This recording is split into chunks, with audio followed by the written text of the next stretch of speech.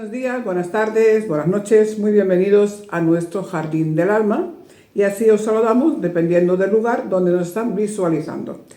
Como siempre, muy bien acompañada y con nuestro amigo Jaume Petuel. Jaume, muy buenos días. Buen tiempo a todos y a todas en el lugar que estéis, si nos escucháis y veis. Bien. Buenos días. Buenos días, Jaume. Hoy es un último programa hasta pasar el verano. En septiembre volveremos a tener a Jaume porque hemos de reposar y descansar. Así que vamos a hacer uno muy especial y, como no, vamos a hablar de las emociones. Cuéntame. Bueno, el mes de julio y agosto, para descansar, no escribo el artículo. Ya. Por eso hoy podemos hablar de este tema sin atarnos a nada. Las emociones.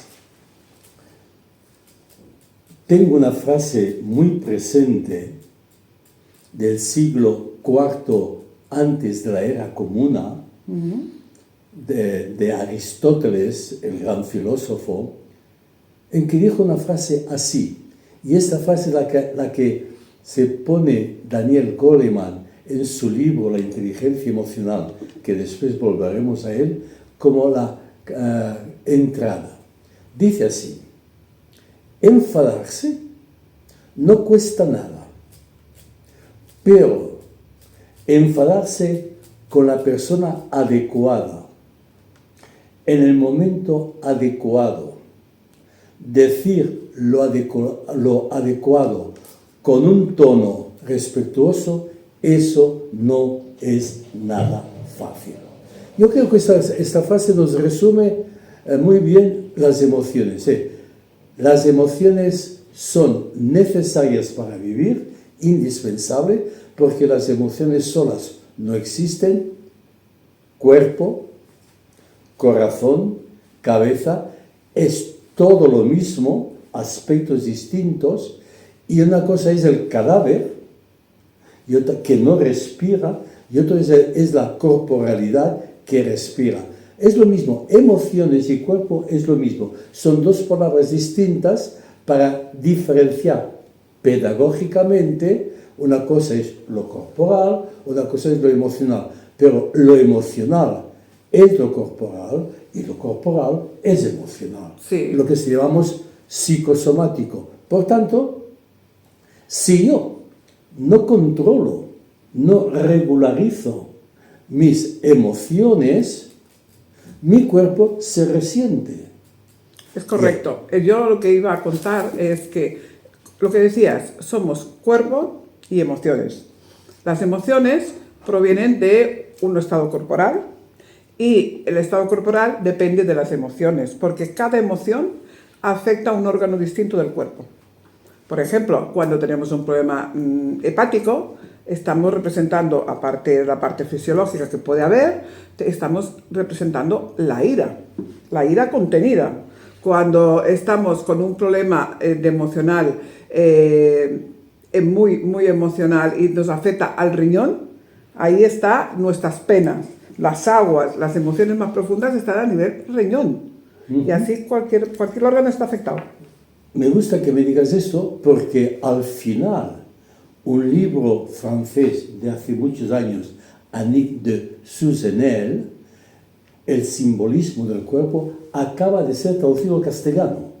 Es decir, cómo cada órgano, y esto no es fantasía, es que el mundo neuronal, los neurotransmisores, estas piezas que forman el cuerpo, transmiten el mundo de las emociones. Totalmente. Por tanto, a mí me gusta decir, cuerpo, corazón y cabeza son tres aspectos de la misma realidad, pero esta realidad de corporal y emocional, hay otro aspecto de esta realidad, que es el aire que respiramos. Si no hay, es decir, que la realidad nuestra de las emociones, sin ellas no podemos avanzar. Por tanto, conociendo mejor el cuerpo, todo lo que es la neurología, los neurotransmisores, la dopamina, la oxitocina, la serotonina, esos aspectos, que va muy bien conocerlos, que son generados espontánea y naturalmente por la parte del cuerpo. El problema es cuando tomamos o psicofármacos o drogas, marihuana, etc.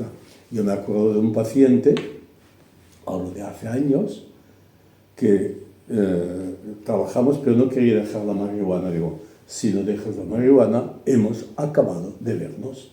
¿Por qué? Porque uno queda toxificado por esa sustancia no natural y que el cuerpo se adapta. Bueno, y entonces vienen los problemas de relación, etc. Bueno, ese aspecto. Por tanto, las emociones que son necesarias, siguiendo a un buen autor, Paul Ekman, primero te he citado a Annick de Suzenel, y Paul Ekman hizo un estudio de muchas culturas, las reacciones microfaciales, es decir, cómo ciertos aspectos, estímulos de fuera adentro o estímulos de dentro afuera, hay una reacción microfacial, pero de todas las universales. Por tanto, a esos aspectos universales, Paul Ekman lo llamó las emociones básicas. Correcto, porque afecta a todo el mundo por igual. Esto es así. Por ejemplo, las vamos a presentar, es la alegría con la tristeza, la ira con el miedo, la sorpresa con el asco. Esos 6 pares son universales o son universales culturalmente. Es como si yo cogiese un palo, al extremo está la alegría y al otro extremo está la tristeza. Yo cojo el palo por el centro y debo equilibrar todo esto. Claro, esto es una educación cultural. Totalmente. Y claro, el saber buscar ese equilibrio es constantemente estar atento durante toda la vida, porque sí que nos desequilibramos y hemos de aprender a equilibrarnos de forma lo más natural posible sin recurrir a la química, porque si no estamos vendidos y se ha de utilizar la química en casos muy extremos. Imagínate que una de las cosas muy importantes a tener en cuenta es que todos tenemos un segundo cerebro y este segundo cerebro, ¿dónde está? En nuestros intestinos. Hay las mismas neuronas en el cerebro que en la parte intestinal. Así que lo que comemos y digerimos nos afecta en nuestras formas. Totalmente de acuerdo. Esto es así. Es el cerebro.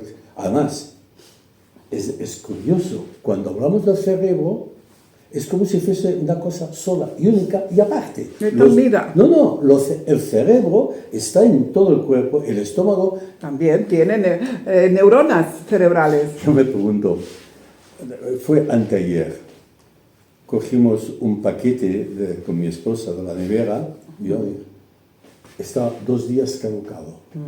Si no hubiera visto la caducidad, me lo tomo con calma. Y ya te lo tomas nervioso. Veo la caducidad y hay una reacción física. No te lo tomes. No, porque si no te vas a sentar mal. Porque en nuestra cultura occidental, cosa que se va superando, nos hemos centrado en exceso y a veces solo y únicamente en la parte intelectual. Y hemos dejado aparte el cuerpo de la mente y las emociones. Claro, cuando decimos la mente, y hablamos, este punto de memorizar, de vincularte, lo podemos concretizar en el cerebro. Concretizar. Porque también antiguamente el cerebro era el corazón, no se conocía nada. Claro. El corazón era el centro de la personalidad. En cada cultura van cambiando las cosas. Ahora bien, soy consciente que estamos hablando de una forma muy general. Cuando doy clase, y aún doy clase, digo a los que me oyen, el punto de partida no es el que yo digo, sino vosotros o vosotras con vosotros o vosotras mismas. Es decir, lo que sentís. El punto de partida sois vosotros. Claro. El territorio sois vosotros. Y eso es lo que vale. Claro, esto decirlo a personas que han sufrido la crisis a los 35, 40, 45 o 50 años, o 70 u 80 años, el cambio es tener conciencia de que el punto de partida soy yo. Claro, eso es lo más importante. Yo muchas veces, por la edad que tengo, me digo, está muy bien Platón, está muy bien Aristóteles, está muy bien los libros sagrados, está muy bien Kierkegaard, está muy bien los filósofos, magníficos nuestros filósofos catalanes, Francesc Torralba y Jean-Marie Esquirol, por citar algunos, también está Mónica Garcés. Muy bien, pero esos son mapas. De referencia, sí. Pero ¿qué digo yo? Y es más importante lo que yo digo, porque estos personajes, puntos de referencia, hoy este año hemos celebrado el tricentenario de Cannes, etc. Muy bien, pero ¿qué digo yo? ¿Qué pienso yo? Y este es el punto de partida. Evidentemente que eso es un aprendizaje. Yo puedo hablar así y con sencillez por la edad que tengo, pero hace 30 años no podía hablar así porque iba aprendiendo. Claro. Digo esto porque la mente la podemos concretizar o en el estómago, pero el alma, el espíritu, la conciencia, ¿dónde la localizamos? La conciencia es en el cerebro. Claro, no, y aquí viene la discusión. El cerebro produce la conciencia o la conciencia produce el cerebro. La conciencia produce el cerebro. Esto es un debate, pero en primera línea. Y como me dice un colega mío, que es antropólogo, profesor emérito, dice, hay más de 50 teorías que explican la conciencia. Cuando un tema de encima de la mesa, hay más de 50 teorías, quiere decir que esto no acaba de... Pero se vive. Y por tanto, como se vive, hay que ir trabajando. Y entonces, en este mundo emocional, hemos recordado más de una vez que en el 1995 Daniel Goleman publicó el libro cuyo título no es suyo, sino que es de otros, de Salovey y Meyer, La inteligencia emocional. Hizo furores este libro. Claro. Y continúa, de tal forma que actualmente, y Paul Ekman con el libro El rostro de las emociones. O sea, el mundo de las emociones se puso encima de la mesa, cosa que ya en el 1900 Sigmund Freud ya hizo. Ya dije, el mundo de las emociones produce enfermedades. Bien. Totalmente. Digo esto porque entonces proyectos emocionales, proyectos de valores en base a las emociones, hay cantidades, y puedo hablar del 2024. Pero después, 3 años después, Goleman publica La práctica de la inteligencia emocional. O sea, el primer libro dio el enfoque aplicado a la educación y el segundo libro aplicado a la empresa, porque a raíz del libro muchos empresarios le pidieron y escribió el segundo libro en relación a la empresa. Después recuérdame un caso. Pero en el primer capítulo, Goleman dice, alerta, no confundáis la inteligencia emocional con ser amable, atento. No. La inteligencia emocional es asertiva. Cuando hay que ser amable, hay que ser amable, y cuando hay que dar un golpe a la mesa con educación, se da un golpe a la mesa. O sea, la inteligencia emocional no es ser amable, simpático, sino también en un momento dado, esto es así. Esto es, dice, y tampoco confundáis la inteligencia emocional con dejar expresar las emociones sin filtro. No, hay que controlar el filtro. Es decir, las emociones precisan un control, precisan una regulación. Claro. Y luego lo tercero, y la cuestión de inteligencia emocional no es una cosa que pertenezca solamente al mundo femenino, pertenece al mundo femenino y masculino. Y aquí iríamos mucho más a fondo. Y luego viene el cuarto, que te dice, la inteligencia emocional es todo un proceso de aprendizaje de día a día, aprendizaje de control, aprendizaje de comprender el otro, aprendizaje de constancia. Y eso se llama normalmente proceso de madurez. Por tanto, la inteligencia emocional igual a un proceso de madurez. No, claro. Y entonces, situando Goleman esto bien, entonces decimos, la inteligencia emocional no es ser simpático. porque obviamente la inteligencia emocional habrá momentos de ser serio. Y entonces se usa la palabra asertivo. Bueno, ¿qué significa asertivo? Asertivo significa que todo el ímpetu, lo libidinal, la responsabilidad que pongo en hacer bien mis deberes, esta misma energía para que se me respeten mis derechos. Totalmente. La asertividad va por aquí. Es decir, deber y derecho.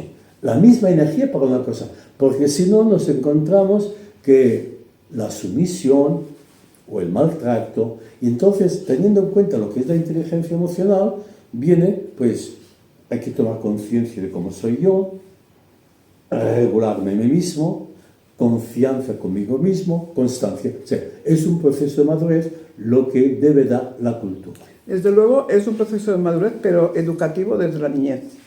Porque los niños son maravillosos, pero pueden ser grandes controladores, grandes demonios, si tú no has educado a ese niño en el respeto y en la conciencia hacia los demás.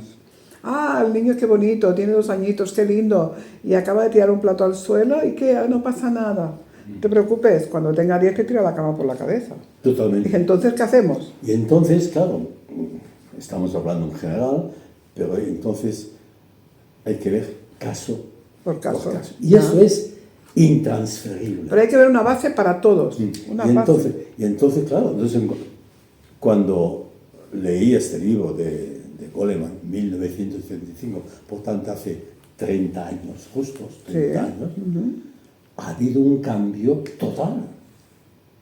De aquel momento en que el modelo de familia empezaba el divorcio, empezaba. Hoy hay un montón de modelos de familia. Y sea el modelo de familia que sea, el mundo emocional es la base. Total. Y la base del mundo emocional que deben trabajar el entorno empezando es generar confianza en el otro. Si no hay confianza básica, no podemos crecer. Y eso psicoanalíticamente, que le llamamos la confianza básica, no se hereda. Hay los elementos neurológicos, neurotransmisores, todo lo que queráis. Es como si yo cojo una bicicleta, tengo todas las piezas de la bicicleta, pero como el que coja la bicicleta no tenga confianza, no va a hacer nada. No va a hacer nada. Digo esto porque en este aspecto me he dado cuenta que hay un interés en el mundo del cine para educar. 2 ejemplos. Hace 15 días fui a ver una película porque me la aconsejó una amiga mía, colega, terapeuta, dice, vete que te va a gustar. Onside 2, es decir, al revés 2. Y fui a verla y cómo explica con los dibujos animados la adolescente que debe saber escuchar las emociones que tiene. O sea, una lección de educación emocional muy buena. Y entonces, hace una semana comí con un padre y con su hijo, nos conocimos en un entierro, y el muchacho dice, esta película no la he visto, pero sí que he visto Al revés 1. Y Al revés 1 trata de las emociones primarias. Y entonces he podido saberlo, buscando, que el asesor de estas 2 películas es Paul Ekman, el investigador el rostro de las emociones, que hace, como he dicho antes, las emociones primarias y las básicas y las emociones secundarias. Claro, poder tener claro el esquema de las emociones básicas y secundarias. Básicas y secundarias a nivel de cultura, pero que son toda una lista, porque por mi trabajo también pude ver que Paul Ekman ponía también en las básicas un tema que me interesa, que ha sido mi trabajo profundo académico, es el sentimiento de culpa. Ah, sí. Entonces viene la sorpresa y el asco. O bien, sorpresa, entonces viene también el mal sentirme. El niño pequeño de pocos meses o de un año sabe, siente cuando una cosa no ha funcionado. Hablando con un muchacho, alumno mío, mayor de edad, tomando el café, me decía, es que yo me juzgo demasiado. Y me fue a decir, y se juzgaba por lo que sentía. Digo, mal, lo que sientes ni es bueno ni malo. Exacto. Por tanto, es que siento yo crueldad, ni bueno ni malo, porque es una emoción primaria que tienes. Por tanto, conocer la parte oscura de uno mismo Es importante. es muy importante, porque si no creemos que el malo es el otro. ¿Eh? Y si nos fijamos bien, las reacciones del otro son muchas veces las reacciones que tendría. Si dejo salir mi parte, no, tú eres esta parte mala también, conócela para gestionarla. Ahí, para gestionarla. Por tanto, yo no puedo hacer un autojuicio por lo que siento. Yo lo explico así porque me lo explicaron de muy joven, tenía entonces 22 años. Es como si uno se echa a la piscina y al salir se cabrea porque está mojado.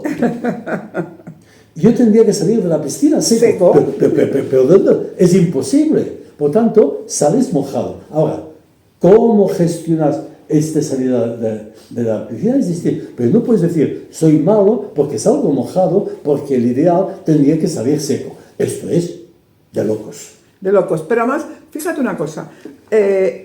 Lo bueno y lo malo va según las culturas y el país.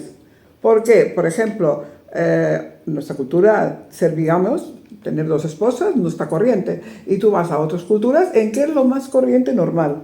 Y tener hasta 5. La faena del cómo se mantienen y cómo viven es un día aparte. En cambio, en nuestra cultura, hasta hace no mucho, estaba criticado. Hoy está aceptado, ¿no?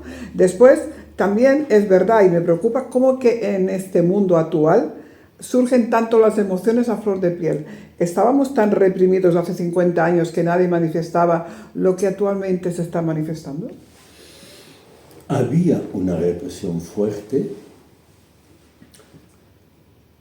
muy fuerte, y continúa habiendo una represión fuerte emocional, continua.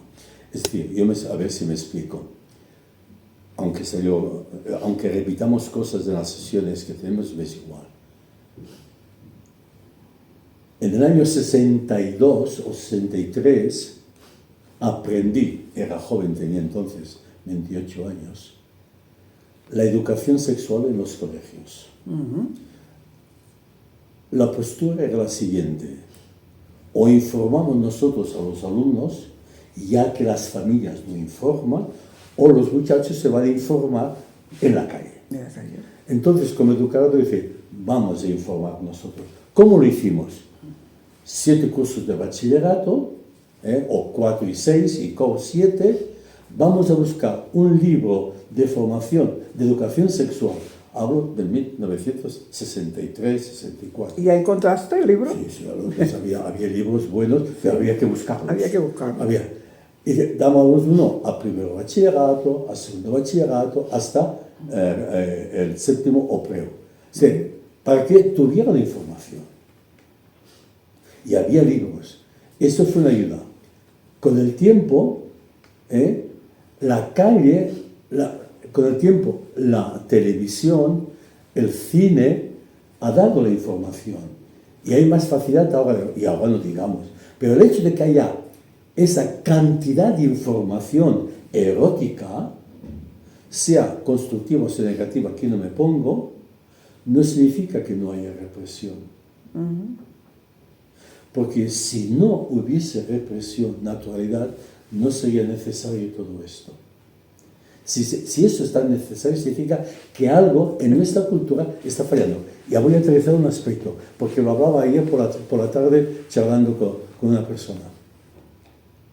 Es cierto, y es grave, lo digo por eso ha salido en Francia, L'abbé Pierre, un hombre en Francia, icona de un cura que está con los pobres, etcétera, reivindicando justicia, 17 años después han salido 7 mujeres acusando de abusos sexuales.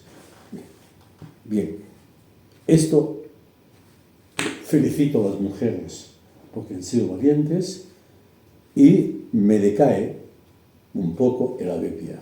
Reacciones que aquí... ¿Pero dónde voy? Eso es un hecho, pero en el mundo eclesiástico, estadísticamente, no llega a un 1%. Un inciso. Un 1%. Vale. ¿Que eso es grave? Sí, señor, es grave. Claro. Que no lo ha llevado bien, bien. Pero, el último libro que tengo en casa, El incesto en Francia, el 80% o más de los abusos sexuales, incluyendo el incesto biológico, está en el 80%. Sí, sí, sí, está en las familias, en las propias No, familias. digo esto porque este tema no se pone encima de la mesa porque va a sacudir a la sociedad. Vale. Pero pensemos una cosa. Dices 1%, acepto y no lo acepto, porque la culpa la tiene la Iglesia por el celibato. Si no existiera, no pasaría esto. No, esto ya, esa tesis ya no funciona. ¿Por qué no? Si todos fuéramos libres de tener una familia y ejercer como lo que quieras ejercer. ¿Y por qué un padre viola a su hijo? Eso todavía es más grave, es una locura, es una locura. Y está casado. Sí, sí, sí, es una locura, es una desviación total. Es decir, lo del celibato... Pero me evitas más problemas en la Iglesia. Aquí es un tema, si quieres, un día trataremos con calma. Vale. Pero no es, el problema no está aquí, el problema está porque si no fuese el celibato, los casados no abusarían en la familia. Eso estoy de acuerdo. Pero el celibato pesa, ¿para qué sirve? No, eso es la cuestión. No. Hablemos de ello más tarde. ¿Cuántos científicos no se casan para continuar investigando? O sea, lo importante no es el celibato, lo importante es que el celibato sea opcional y libre, no impuesto. De acuerdo, en eso estoy de acuerdo. Eso es diferente. No, digo esto porque... Que no sea impuesto, bien. Todo eso digo porque hay una represión en nuestra cultura. Y es más, esta represión está a un nivel que la gente se le escapa. Es decir, si el hombre no pone encima de la mesa sus aspectos femeninos, que los tiene a nivel genético y después va diferenciando a nivel emocional, si no pone esta parte femenina dentro de sí misma y es consciente que tiene aspectos femeninos y masculinos, que no es ni bueno ni malo, y la mujer al revés. La mujer debe ser consciente de su parte masculina. Si esto no se conciencia, continuará la represión. La famosa frase de no llores porque eres un hombre, deja que tu hermana llore porque es una mujer.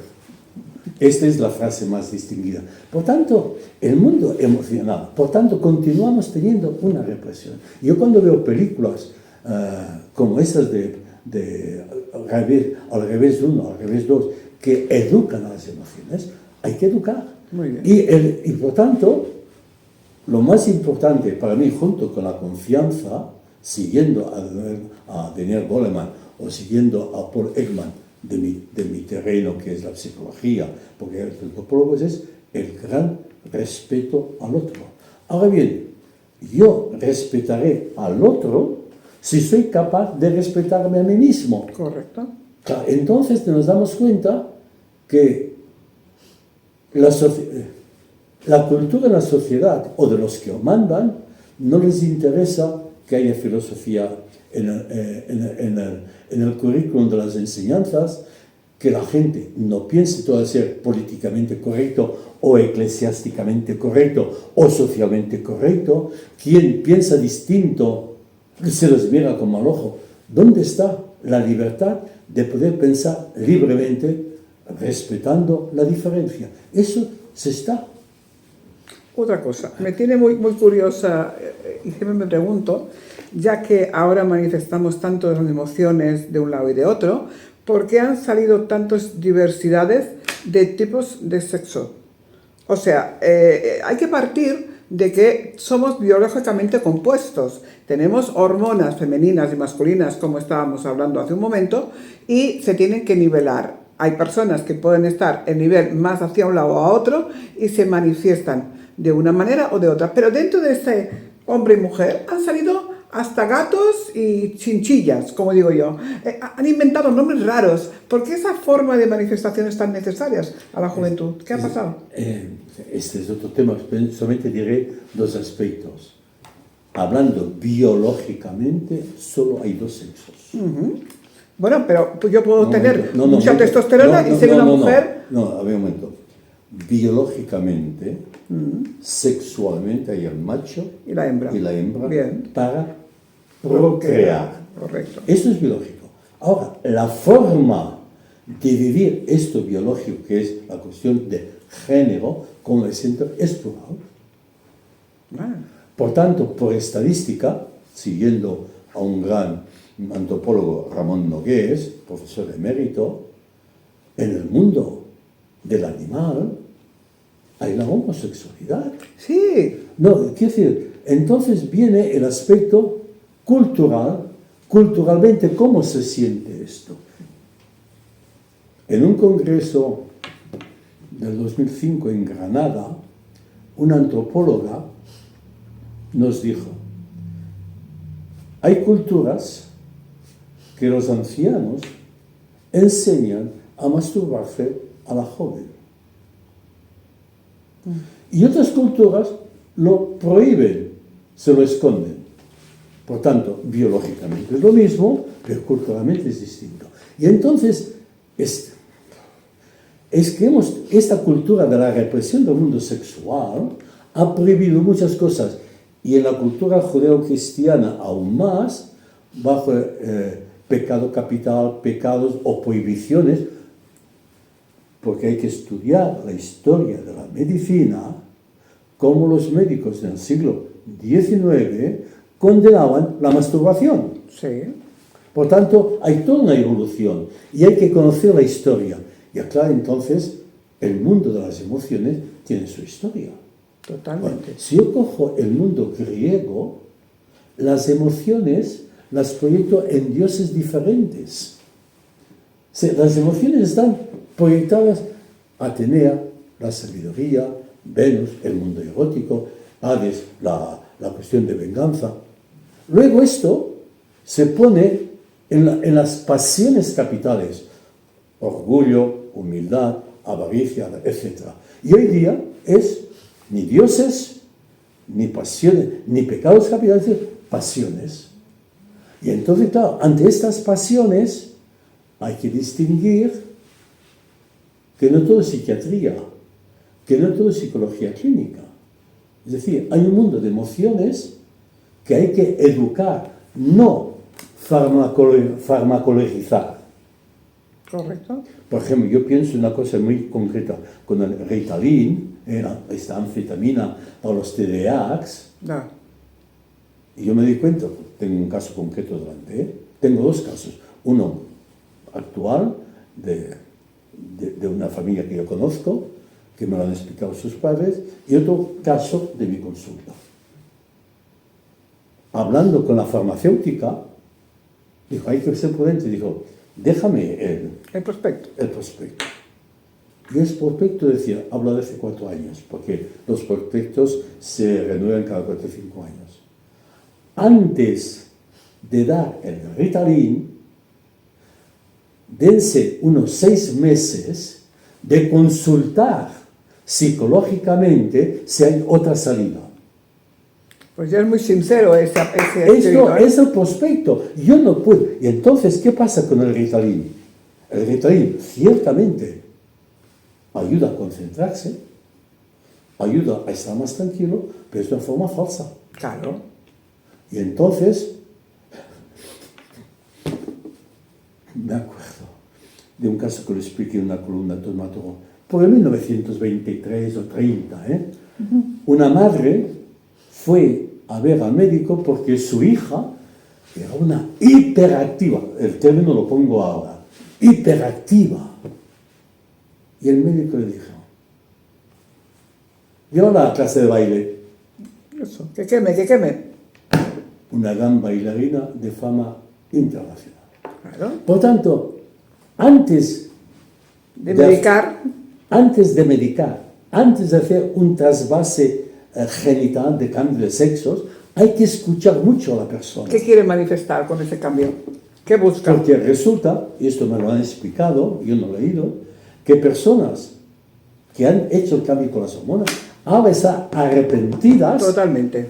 por los efectos que su ideal no llega. Por tanto, Eso es muy serio. Esto me pasó a mí en consulta con una persona maravillosa, una joven preciosa, que tenía una vida normal, estuvo a punto de casarse, pero en el último momento se dio cuenta que no, que le gustaban las mujeres y que por lo tanto se quería cambiar y se quería amputar los pechos y tal. Y yo le decía, ¿qué necesidad tienes de cambiarte físicamente si lo que quieres es expresar una emoción? Exprésala, vívela a tu manera, pero no te toques físicamente porque traen consecuencias hormonales, traen muchas alteraciones que después te van a hacer mucho daño. Tuve la suerte que en un momento me escuchó. exacto. Bueno, pasó su manifestación, su forma de expresar, era maestra en un colegio, esto no se podía saber en el ámbito académico, y todo lo que quieras. Y llegaron a pasar 7, 8 años, se volvió a concentrar, volvió a sentir como mujer y hoy en día está felizmente casada. Si se hubiera tocado, si se hubiera alterado un cuerpo, ¿qué hubiera pasado? Yo aconsejo leer la obra de Sigmund Freud, escrita en el 1904, los 3 ensayos de la sexualidad, como punto de partida. Bien. Sí, nos falta mucha información seria, científica, de lo que es la sexualidad. Y no podemos dejarnos llevar por nuestras Por impulsos. Por impulsos. Por impulsos. De aquí, cuando Goleman habla de la inteligencia emocional, dice, es una autorregulación, Claro. un autocontrol, no un hablar sin filtrar, es un proceso de aprendizaje. Y educar significa sacar de dentro lo que hay, no meter más cosas. No, limpiar el terreno y a ver cómo queda. Y entonces el mundo de las emociones, con la frase primera que he dicho de Aristóteles, enfadarse no cuesta nada, descontrolarse no cuesta nada, reaccionar a la primera no cuesta nada, batallas en que hay muertes son reacciones primarias, luego vienen las consecuencias, esto no cuesta nada. No. Pero enfocar, canalizar, regular, gestionar este mundo pasional nuestro, tanto lo que es destructivo como es constructivo, porque una virtud llevada a un extremo puede ser un defecto y un defecto llevado al extremo puede ser una virtud. Eso significa un autoconocimiento, una autorregulación y un gran respeto al otro. Pero esto es un trabajo en que de toda la vida, tengas la edad que tengas. Ahora bien, cuando me decía, llega el momento de la crisis, significa cómo enfoco y oriento mi vida si lo tengo todo. Exacto. Y ¿Qué es lo que falla? Y entonces te das cuenta que cuando enciendes una hoguera o enciendes una antorcha, la puedes encender porque hay oxígeno. Si no hubiese oxígeno, No se entendería. o sea, nuestra vida está, la conciencia está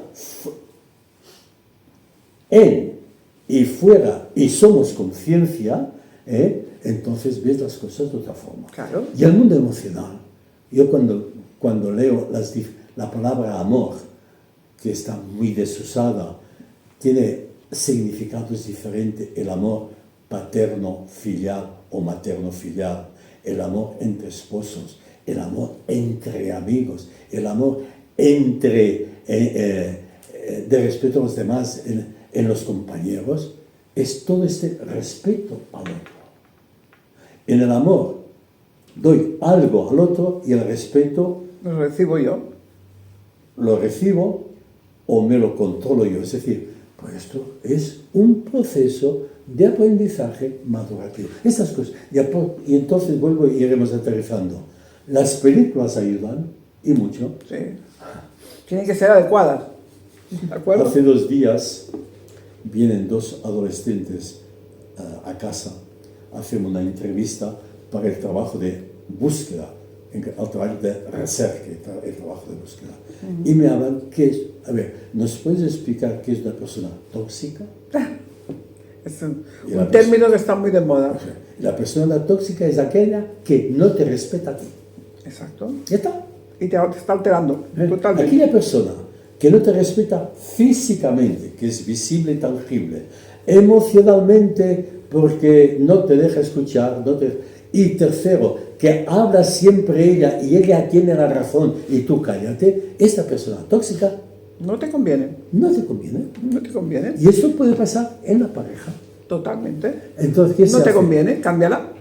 Claro, O tú no le convienes. Da lo mismo, pero cámbiatela. claro, y entonces das cuenta que el mundo de las emociones, porque somos emociones, somos corporalidad, y la corporalidad no es un cadáver, la corporalidad es aquel cuerpo dinámico gracias a todo el mundo, gracias al mundo neuronal de transmisores, de neuronas, todo esto es necesario conocerlo, del cerebro, pero el ser humano es mucho más, es cuerpo, corazón, emociones, cabeza que piensa, pero todo eso es un conjunto que el ego debe conocer, orientar, gestionar Y educar. y, por tanto, permitir sentir todo.